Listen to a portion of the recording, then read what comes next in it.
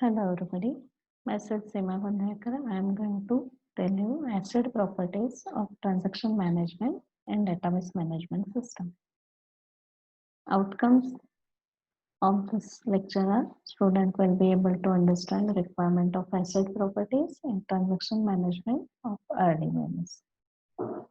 What is transaction? That we'll see first. A transaction is a single logical unit of work which accesses and possibly modifies the contents of database. Now, suppose I want to make reservation, then I am doing some transaction on the database of that server. Similarly, suppose I want to withdraw some money, then I am making some transaction on bank database. So that is the transaction. Transactions access data using read and write operations, and it is important to ensure that the database remains consistent before and after the transaction. To ensure the consistency of a database, certain properties are followed by all the transactions occurring in the system. Those properties are asset properties and called as. Now, what is asset properties? A stands for atomicity, C stands for consistency, I stands for isolation, and D stands for durability. Now, let's see with examples all these properties. Now, first we'll see first property, that is atomicity. Now here, this property ensures that either the transaction occurs completely or does not occur at all. So done or not done means there are this atomicity property means the partial transaction is not allowed. So here the responsibility of transaction control manager to check, ensure that atomicity of a particular transaction. Now example we'll see is I want to suppose transfer money from account A to account B.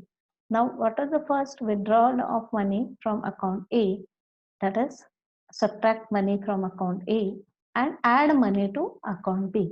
So that is another operation. So performing this operation in an atomic transaction ensures that database remain consistent state. So there should be complete transaction means whether adding and subtracting all this. So here we'll see first, before there are 500 rupees in X account and Y is having 200. Before there will be X plus Y, that is 700, and transaction starts over here. Now there are two parts, that is first T1 is withdrawing money and T2 is adding money. Now here we are reading X. X will be X minus 100 because we are withdrawing. Then we will write X. So X will be 500 minus 100, that is 400. Now after adding to another account, means transferring to another account, we'll read that by, that is 200. 200 plus 100, that is 300. Then we'll write Y, that is, it will become 300. But suppose it fails before write Y. So what will happen over here? Here it is subtraction is done from first account. So here it will be 400 and here it will be 200. Addition is not written in that account. So here the addition of two amount is 700. Here it will become 600. So this transaction is inconsistent because there is a failure in between of second transaction. So here suppose the transaction fails completion of T1 before completion of T2 means after write X before write Y fails. Then the amount deducted from X and not added in this. So this is called as inconsistent database state. So atomicity is very important whether it should occur completely or not. So partial occurrences not allowed such type of transaction. Now here next property is consistency. This property ensures that integrity constraints are maintained. In other words, it ensures that the database remains consistent before and after the transaction. And this responsibility of application manager to ensure consistency of a database. Now we can see the in previous example similar, the before T transaction, the amount will be 500 plus 200, that is 700, and after the transaction 400 plus 300, that is 700. So it is consistent before and after database is having same amount. So in case inconsistency occurs in case of T1 completes but T2 fails as a result of incomplete.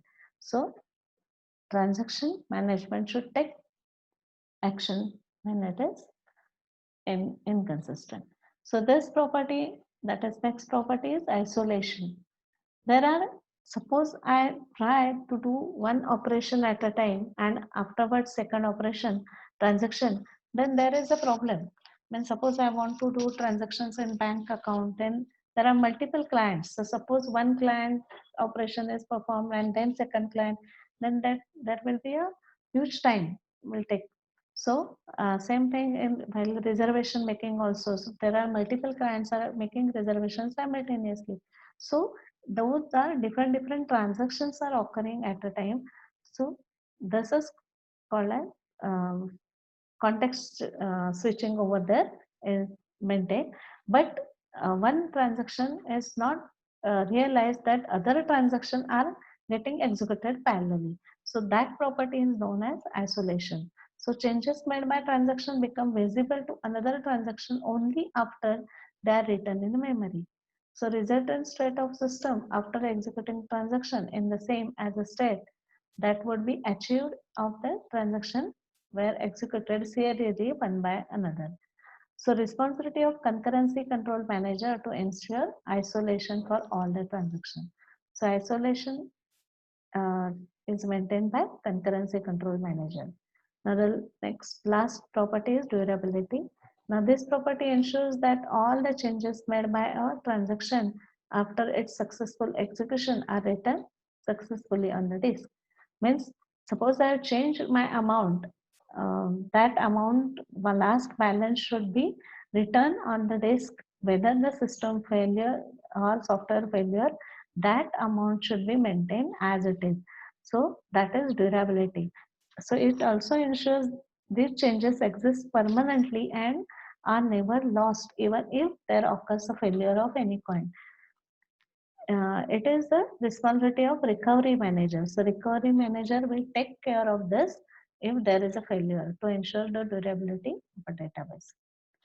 Now, summary of this is A stands for atomicity, C stands for consistency, I stands for isolation, and D stands for durability. So these are the main property of transaction to check whether that ensure that the mechanismic correctness and consistency of database. Thank you.